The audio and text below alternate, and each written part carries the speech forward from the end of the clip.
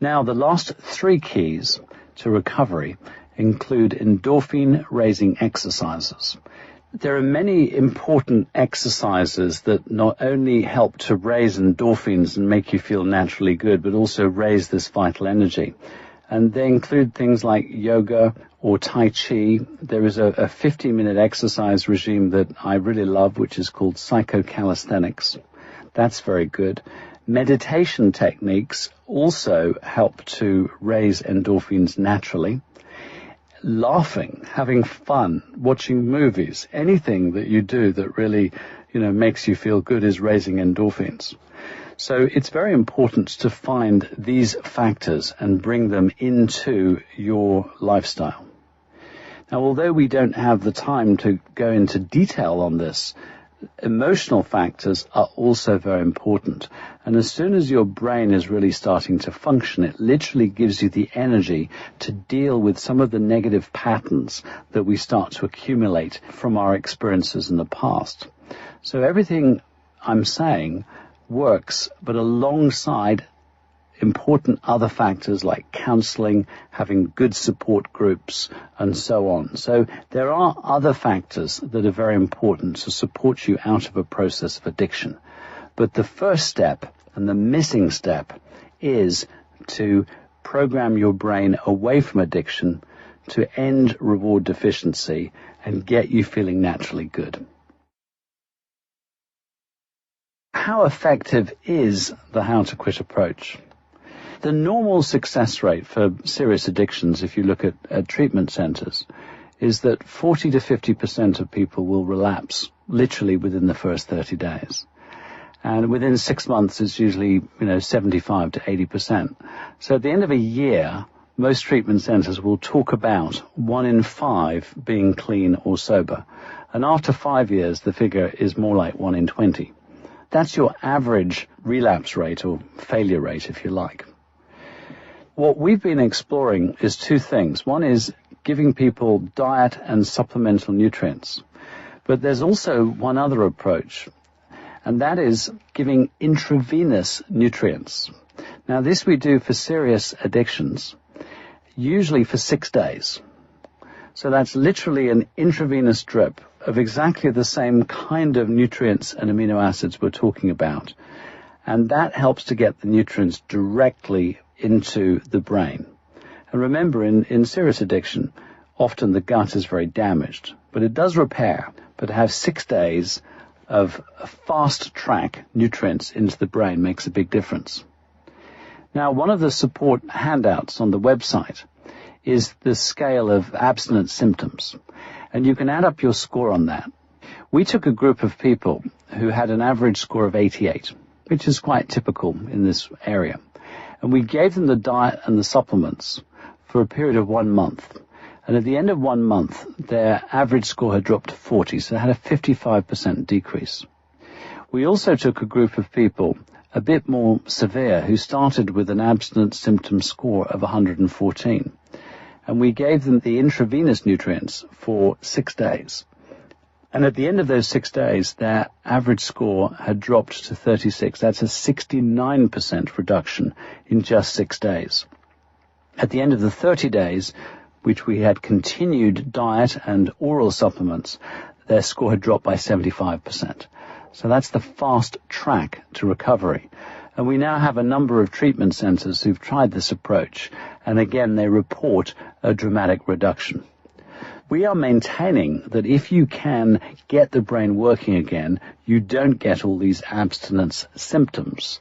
And it's these abstinence symptoms that gnaw away at you and make you more likely to relapse. So in a treatment center in Virginia called Bridging the Gaps, we put 23 people, generally alcoholics and hardcore drug addicts, many of whom had been in and out of treatment more than once. We put 23 onto our How to Quit program and asked the treatment center to follow them up 1 year later. Of those 23, 21 were still clean and sober, and 16 had not had a single relapse, so they had continuous sobriety or drug-free. That's a 91% success rate after a year. Now, we hope that other treatment centers and people working in the field of addiction are going to really put this method to the test, but it's certainly been our experience that this approach really does work. In essence, we have three parts. We have the How to Quit diet, which is based on eating low GL foods that stabilize your blood sugar, high in antioxidants, that's all those fruits and veg and brightly colored foods, also containing essential fats, for example, eating oily fish 3 times a week. We have the How to Quit lifestyle, which means bringing in exercise into your daily routine, learning how to get a good night's sleep, that's very important, and having fun, learning ways to raise your endorphins and also to generate vital energy. And then there's the supplements. In terms of supplements, you always start with a high-strength multivitamin, vitamin C, essential fats, and phospholipids. So that's 4 supplements, and you'll need to take them twice a day, ideally breakfast and lunch. And as I'll be explaining in the next section, depending on your addiction or the substances that maybe you've quit but still crave, then there are specific prescriptions: stimulant prescription, alcohol prescription, opiate prescription, mood prescription, chill-out prescription. I will be explaining these specifically in relation to your addictive substance or substance of choice. Then we've been through 4 other factors that you may or may not need to tune up. We spoke about digestion and the digestion prescription. That was the digestive enzymes, the beneficial bacteria, and the glutamine. We spoke about the liver and whether your liver needs some additional support, and we spoke about a 9-day detox diet and specific nutrients that support the liver. We spoke about methylation and the importance of B vitamins, and if your homocysteine level is high, which nutrients help to lower your homocysteine and improve your methylation. Again, that's applicable for some, but not all. And we also spoke about the sleep prescription and how to get a good night's sleep. These are all the extras. If you are hooked into a sleeping pill or tranquilizer, the very same nutrients that help you to sleep help deal with that addiction and craving.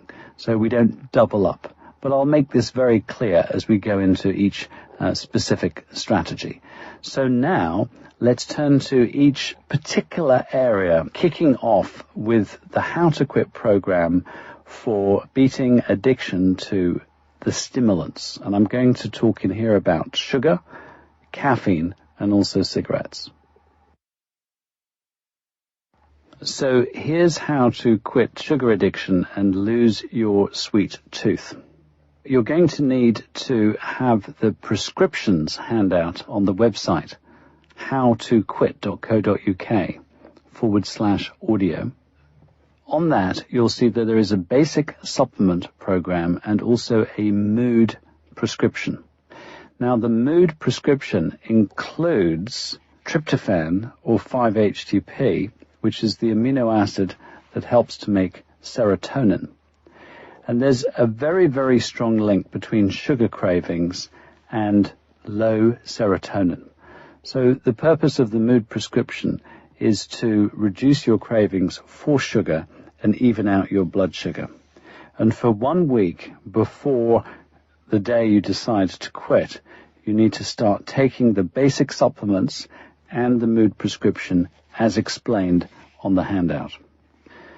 During this week, it's good to set yourself reasonable targets based on halving your sugar intake week by week until you have none. For example, if you normally have 2 sugars in your tea, have 1 for the first week, half a teaspoon in the second week, and then stop completely. So I don't want you going instantly cold turkey. Decrease over 1, 2, 3, possibly even 4 weeks until you have no sugar at all.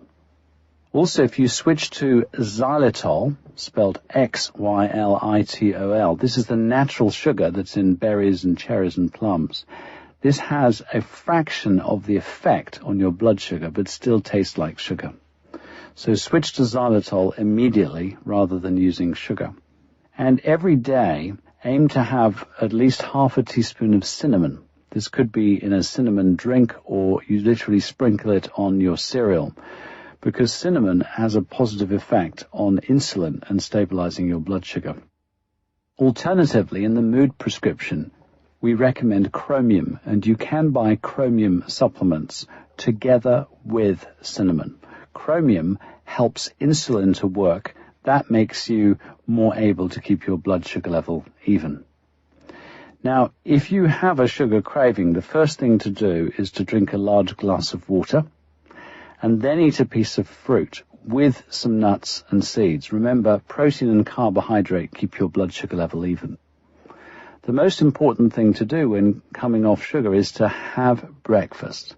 You need to have a substantial breakfast, and any of the How to Quit breakfasts are just fine.